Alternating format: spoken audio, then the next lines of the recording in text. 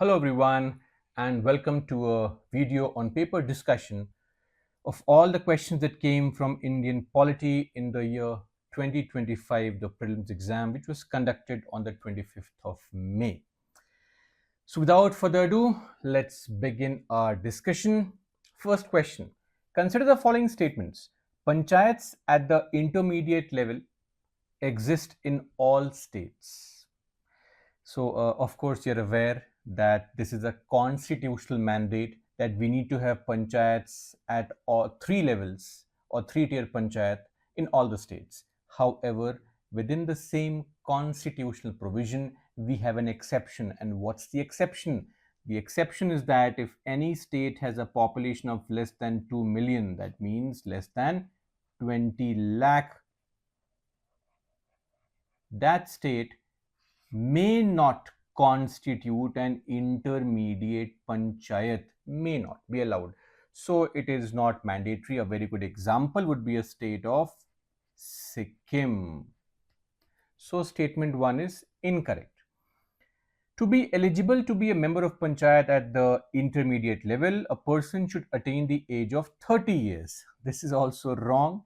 Now, if you look at Lok Sabha or even the Legislative Assembly, the minimum age to contest elections is 25 years.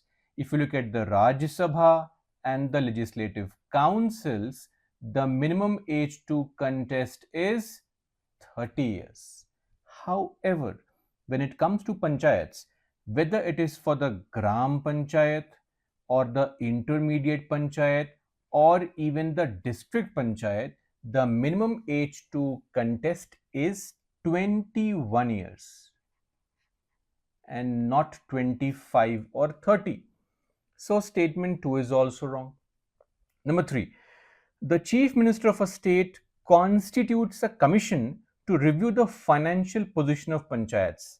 Now, this commission to review the financial position of panchayats is primarily referred to as the State Finance Commission, which is what? Which is mentioned as a constitutional provision under Article 243 capital I. This means what?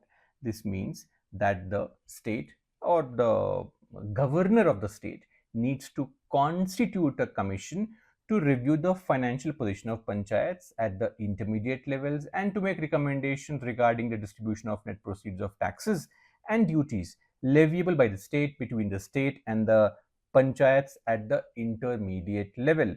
So these commissions are constituted every 5 years by not the chief minister but the governor of the state. Just like we have the Central Finance Commission, which is under which article? Article 280. And this Finance Commission is also constituted not by the Prime Minister but by the President of India.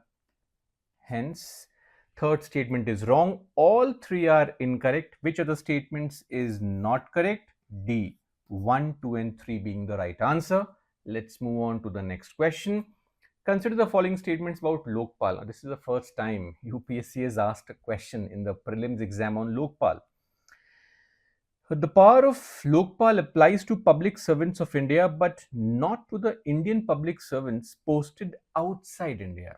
And this is wrong. The very first section of Lokpal Act, the Lokpal and Lokayukt Act of 2013, says that this act shall apply to public servants in and outside India. So statement 1 is incorrect. Number 2, the chairperson or a member shall not be a member of the parliament or a member of the legislature of any state. Absolutely correct. No sitting MP, MLA, MLC may be appointed. Of course, section 4 mentions this. However, it's also logical because this would be an office of profit problem, and the post of Lokpal or the members of Lokpal and the chairperson, those are not mentioned as exceptions in the very popular law called the Parliament Prevention of Disqualification Act of 1959. So of course this part is correct. Or UT, okay, And only the Chief Justice of India, whether incumbent or retired, has to be its chairperson. So Chief Justice of India, whether incumbent means sitting, retired means what? Somebody who is who has retired has to be its chairperson. So this fact is wrong. Why?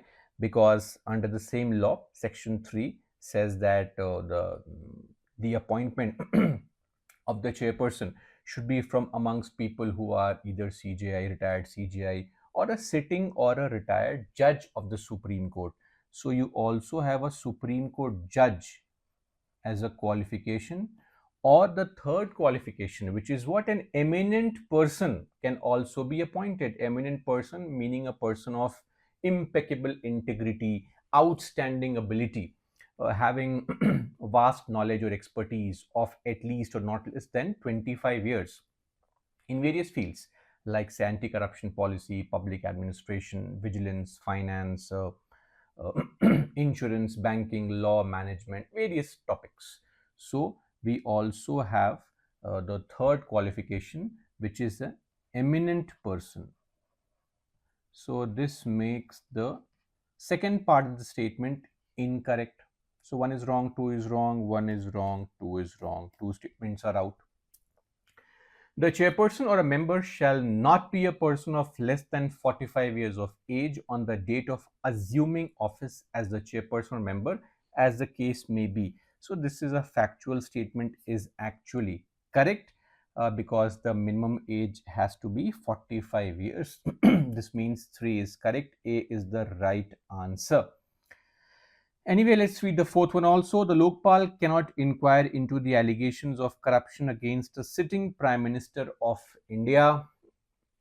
This is wrong. In fact, Lokpal under Section 14 is very clear on its coverage or its jurisdiction. So Lokpal covers everybody, including the Prime Minister. And also to clarify, Lokpal covers all public servants, former or sitting.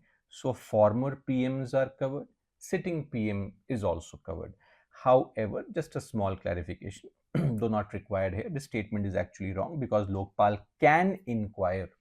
Okay, but if there is any allegation with respect to internal or external security, space, public order, international relations, or atomic energy, 5 topics, then on these 5 topics, Lokpal cannot initiate an inquiry against the Prime Minister. So, otherwise, the statement is wrong. So, 3 only is the right answer. We already have the right answer. Now, this would be typically a factual question. So, I won't say it's easy or difficult. It would be of moderate level. Any informed aspirant would be expected to know these facts, right? Okay, next one. Consider the following statements with regard to pardoning power of the President of India. So, pardoning power, this means Article 72. That is where the pardoning power, the clemency power of the Indian President is mentioned. The exercise of this power by the President can be subjected to limited judicial review. Absolutely correct. In the very famous Epuru Sudhakar versus Andhra Pradesh, government of Andhra Pradesh, I think the cases of 2006. So, in this particular judgment, E. Sudhakar, Supreme Court has very beautifully put this fact. And what is this fact? The the fact is that this exercise or the non-exercise of the president's pardoning power under Article 72 is not immune from judicial scrutiny. See, courts may intervene if the clemency decision is either arbitrary or mala fide or is based on extraneous considerations, or it is done without the application of mind. Now, we don't know what without the application of mind means, but in short, the decision of the president or this exercise of this power by the president is subject to judicial review. This statement is correct. Second one, The president can exercise his power without the advice of the central government. Of course not. In fact, there is one more judgment, the Maru Ram case of 1981. Now, which also said that the power of the president here is subject to judicial review. Along with that, in this particular judgment, Supreme Court clarified and explicitly mentioned that this power under Article 72 is not a power that is the discretion of the president. The president has to use this power not independently but on the advice of the Council of Ministers, which would mean what? Which article? Which would mean Article 74 comes into picture. It is not the president's discretionary power. One is right, two is wrong. Right answer A, only one. Moving on to the next question. Consider the following statements. On the dissolution of the House of the People, the Speaker shall not vacate his or her office until immediately before the first meeting of the House of the People after the dissolution. Absolutely correct. This is a provision of Article 94, wherein wherein the provision is clear that, of course, at the topmost levels we don't want to have a vacuum in those posts. So the speaker, the presidents, they would continue beyond their expiry of tenure till the successor takes up the post. So, of course, one in this case is correct. Now, the second one. According to the provisions of the Constitution of India, a member of the House of the People, on being elected as a speaker, shall resign from his or her political party immediately. See, this is something that we would wish to happen. In fact, if you look at a country like UK, they have two special provisions to ensure the independence of speaker. One is, of course, this, that any person who becomes a speaker resigns from his party so that he acts independently. And number two is a very famous concept of once a speaker, always a speaker. There was a mains question that came a few years back from this very topic. However, in India, of course, the second concept is not possible. G.V. Mavlankar had tried to raise this concern back in 1950s, but this was, of course, not taken into consideration. However, the first point is something that you would expect. As soon as you become the speaker, please resign from your party. In fact, if you look at the 10th schedule, we have an exemption for the presiding and the deputy presiding officers, because see, every other member of the house, once they are elected, they cannot leave their party, or independent members cannot join any party. However, the presiding and deputy presiding officers, after being appointed to these posts, are allowed to leave their party just once. So they have an exemption, but still speakers don't resign. Of course, they have to serve the interest of the ruling party. Sorry, they have to serve the interest of the house at large, upholding democratic norms in the house. So possibly, anyway, but this is wrong because there is no such provision in the constitution, just an expectation from the speaker. So if you mark 2 as wrong, you have the answer anyway. This is wrong, this is wrong, this is wrong. You have the answer. But then let's read the third one also. The Speaker of the House of the People may be removed from his or her office by a resolution of the House of the People passed by a majority of all the then members of the House, provided that no resolution shall be moved unless at least 14 days notice has been given. This is also mentioned under the same Article 94. In fact, if you refer to the rules of Lok Sabha, the clarification is mentioned there also. 14 days advance notice is required. You can't surprise these people and remove them immediately, right? So 3 is correct. Hence, right answer is C, 1 and 3 only. Okay, moving on to the next one. Consider the following statements. If any question arises as to whether a member of the House of the People has been subject to disqualification under the 10th schedule. We just mentioned 10th schedule. That is what? The anti-defection law, the very infamous Ayaram Gayaram concept. The President's decision in accordance with the opinion of the Council of Union Ministers shall be final. Now, firstly, think of it logically.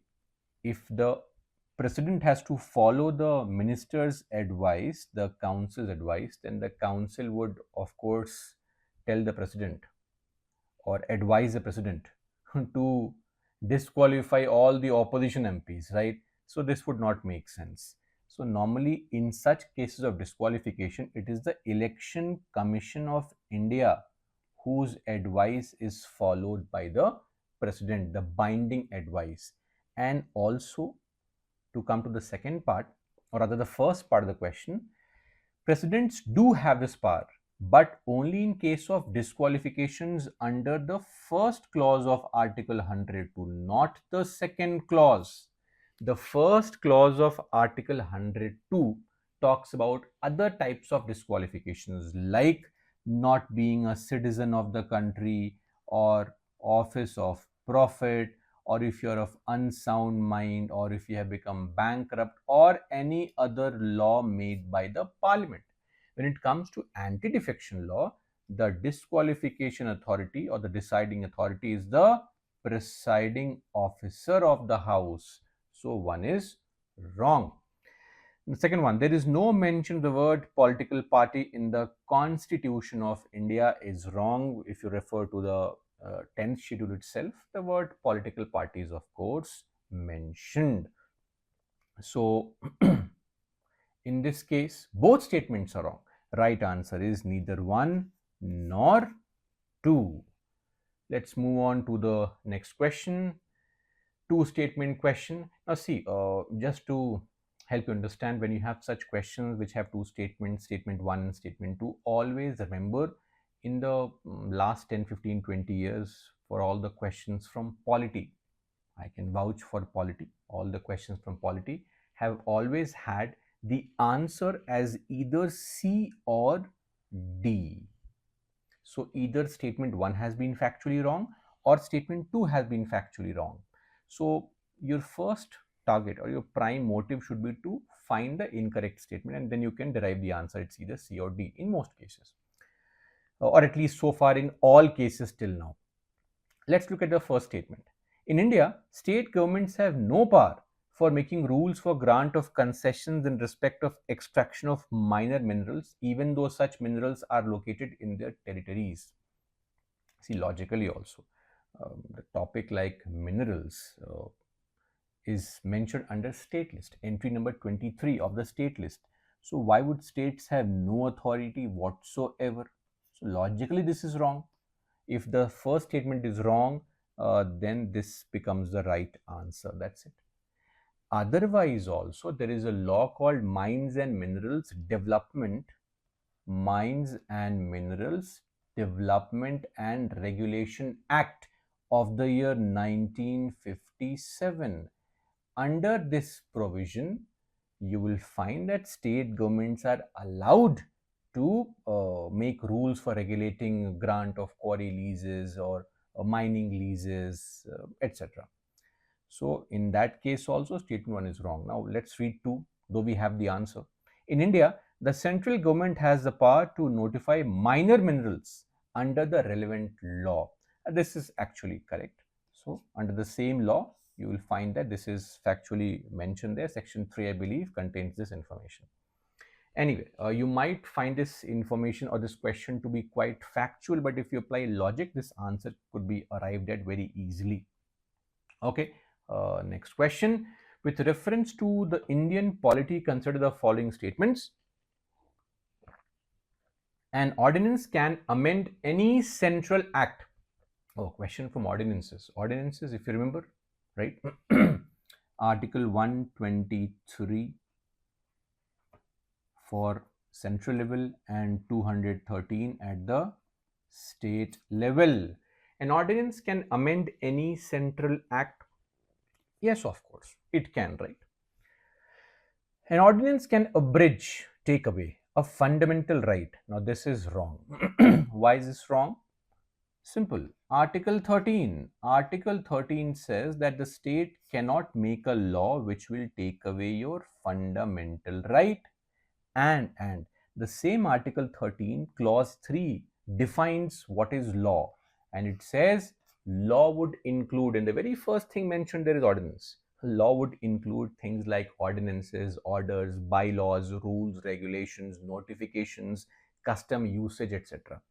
So you cannot make an ordinance or you cannot promulgate an ordinance which will take away your fundamental rights. And anyway, there is one more logical understanding of this, is that ordinance is a replacement for a temporary, or is a replacement for an ordinary law which is passed by a simple majority. Fundamental rights can be taken away by a special majority. Yes or no?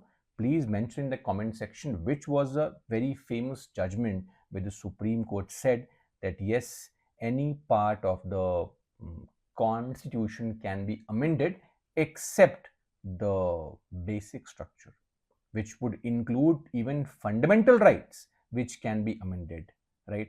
And also mention a very special amendment act which took away one fundamental right that we had. Okay, so an ordinance cannot abridge or take away a fundamental right. 2 is wrong. If you mark 2 as wrong, you have the answer. Answer is C. An ordinance can come into effect from a back date. This is correct. Any ordinance of a civil nature can come into effect from the back date. However, can we have an ordinance which enhances some criminal punishment or a criminal law from back date? Is that possible? And if not, then which is the provision or article which prevents such ordinances from being promulgated? Please mention that as well. Okay. Moving on to the next question. This is consider the following pairs: state and description. So we have states on one hand and description on the other. Arunachal, Nagaland, Tripura, and the description. The capital is named after a fort and the state has 2 national parks. I mean, this is not a polity based question, but a very generic GK based question. The capital is named after a fort and the state has 2 national parks. This is actually correct for Arunachal because Arunachal Pradesh has the capital as Itanagar. People from the state would know. Others also, of course, right? That's the first thing that we do. As kids, our parents have some targets in life. The first target is to make sure that the kid knows all the states and capitals. Second target is to make sure the kid knows all the countries and the capitals and the currency as well. So finally, you can thank your parents that the information that they fed you or forced you to mug up has reaped some dividend or benefit in life. So the capital is named after a fort, yes, Itanagar, which is named after the Eta fort. Eta actually means bricks, constructed way back in the 14th century. And the state has 2 national parks. Yes, of course, the state has 2 national parks. One is the Namdapa National Park and the other is the Moling National Park. So one is correct. No problem here. Though it is very factual as a question. This would be a question more suited for state PCS or maybe SSC, like one-day exams, not for UPSC, but UPSC is UPSC. Nagaland, the state came into existence on the basis of a constitutional amendment act. No, actually, Sikkim was a state which came into existence on the basis of a constitutional amendment act, but other states simply come into existence on the basis of the provisions of Article 3. Just like Nagaland was carved out of Assam when we separated the Naga Hills in the Tunsang area in the year 1962. In fact, we have also passed a separate amendment act to insert one Article 371 capital A later on through the 13th Amendment Act of 1962, which provides for special provisions for Nagaland. In fact, way back in 2013, a mains question was also asked from this very topic, right? Anyway, so this is wrong because Nagaland came into existence through a law, just like other states. Third one, Tripura, initially a Part C state, it became a centrally administered territory in 1956 and later attained full statehood. Yes, I think in 1972, Tripura attained statehood. 1971 was Manipur.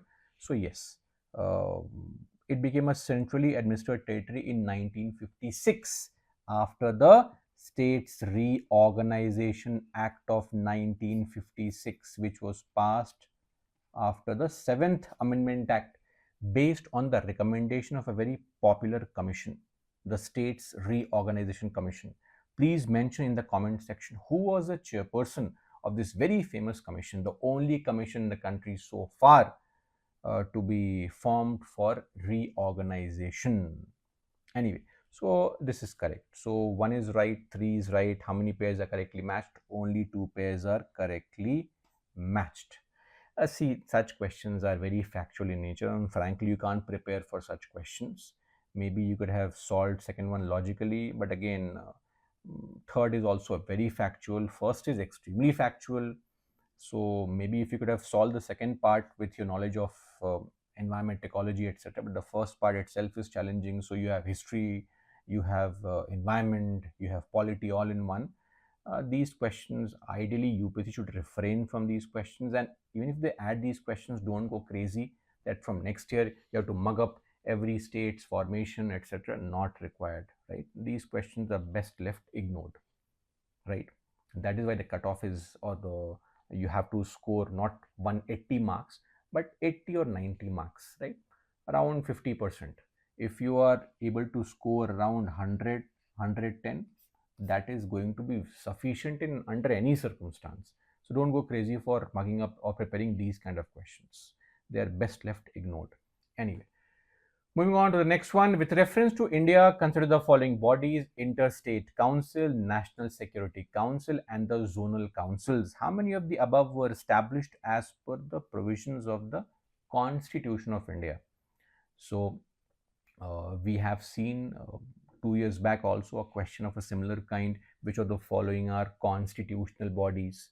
So a similar kind of question, though this is slightly easier, I would say. This Security Council, of course, is not mentioned anywhere in the Constitution, right? This is an executive body formed in 1999. So this is an executive body out of contention. Zonal councils. We have these 5 zonal councils which were formed under the States Reorganization Act of 1956. And later on in 1971, we had the 6th zonal council, the NEC, through the NEC Act, Northeastern Council Act of 1971, when 7 sister states and Sikkim, they were a part of this Northeastern Council. So these are all statutory bodies, right, formed under a law, not mentioned in the, or not established through a provision of the Constitution. However, Interstate Council is a body formed under the provisions of the Indian Constitution, Article 263. So the president, of course, can do what? Can is empowered and can establish an interstate council if he believes that it will serve the interest, it will serve public interest, and he can also specify what kind of duties, what can be the performance procedure, organizational structure, etc., to promote the center state and interstate relations. And this body was established in 1990 on the recommendation of Justice Ranjit Singh Sarkaria Commission, right? Sadly, this is a defunct body, largely non-functional. The last meeting took place in 2016. Before that, in 2006, I believe. So, Interstate Council is, I won't say a useless body, but a non-functional body largely. But yes, this is what is correct. So, the right answer in this case would be A, only one. How many of the above are established? Only one has been established as per the provision of the what? Indian Constitution. Okay. Next question. Consider the following statements regarding constitutional provisions in India. The Constitution of India explicitly mentions situations where the governor of a state can act in his or her discretion. Okay, that's absolutely correct. Article 163 mentions this very fact, that as far as the Constitution expects the governor to act in his discretion, he can act in his own discretion. There are so many special responsibilities given to governors of various states, say Maharashtra, Gujarat, Arunachal, okay, Nagaland, Andhra Pradesh, Telangana, so many states, right? So that's there. In fact, referring bills to the president, that's also his discretion. So one is correct, no problem there. This is absolutely correct. Second one, The President of India can, on his or her own, reserve a bill passed by state legislature for consideration, even without it being forwarded by the governor of the concerned state.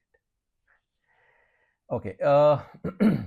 See, as far as the current discussion is concerned, the recent discussions have been revolving around these two provisions, Article 200 and 201, where the Supreme Court actually interpreted the Constitution, putting a time frame on the governor's authority. Now, how far is it justified? That is a discussion for a different video, because a two-judge bench trying to interpret the Constitution in itself is a very controversial fact. But then the president has sought the advice of the Supreme Court, under the provisions of which Article 143, the advisory jurisdiction, which will be looked into by a five-judge bench, which is a constitutional bench. Anyway, now, if you look at the recent events, of course, the president cannot suo motu, meaning on his own reserve a bill passed by the state legislature. It is only the governor who can reserve a bill or certain types of bills for the consideration of the president. So, if you read this and align this to recent activities, the president of India can on his or her own, no, the governor is required. However, if you dig deeper, because the question is, consider the following statements regarding constitutional provisions. There is an article called Article 360.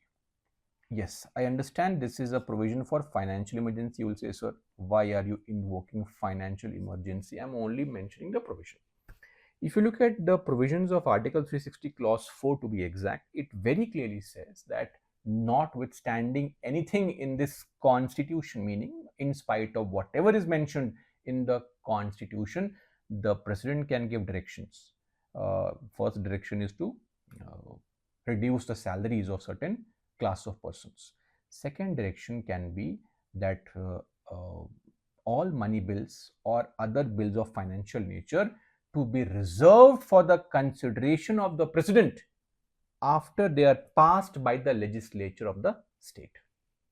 It very clearly says that during a financial emergency, when the country is running short of funds, then money bills or similar type of bills mentioned under Article 207, they can be reserved for the president's consideration at the direction of the president after being passed by the state legislature.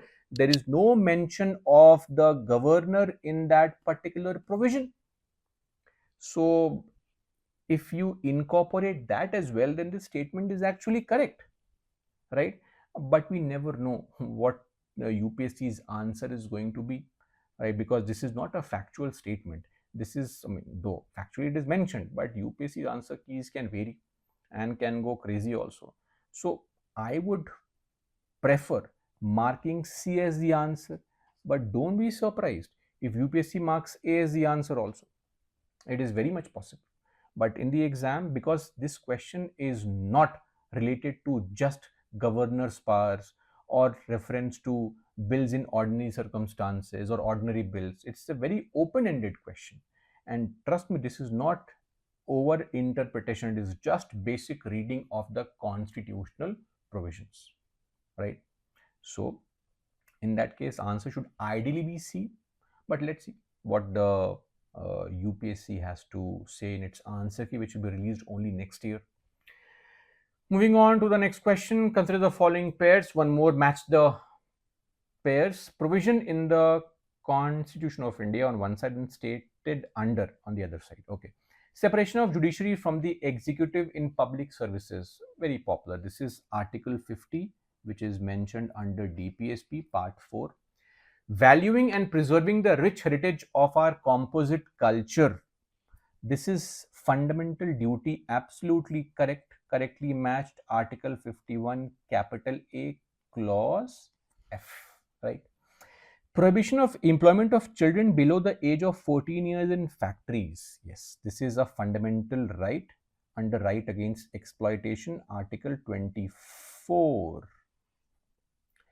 In fact, since 2016, employment of kids under 14 in any kind of industry or sector is completely prohibited, except of course the family run enterprises